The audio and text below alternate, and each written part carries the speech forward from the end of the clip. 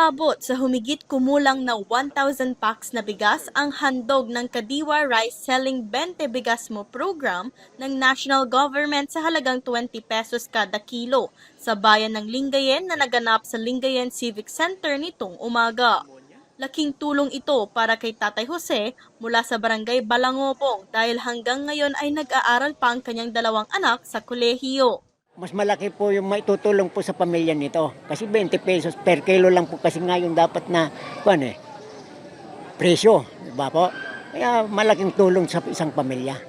Sobrang saya naman ni Nanay Librada mula Lipsong West na madatnan ang programa.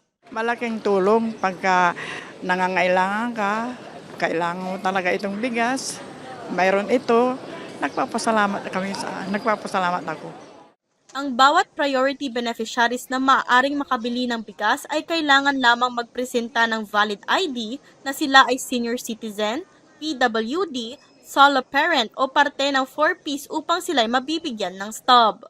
Ang ating mga priority beneficiaries ay yung mga vulnerable sectors, yung pong mga PWDs, 4Ps, solo parents, and senior citizens. Okay po, mag-present lang po sila ng ID para maserban po, mabintahan po sila, madam. Mayroon po tayong available na 100 sacks by 50 kilos or a total of 1,000 packs.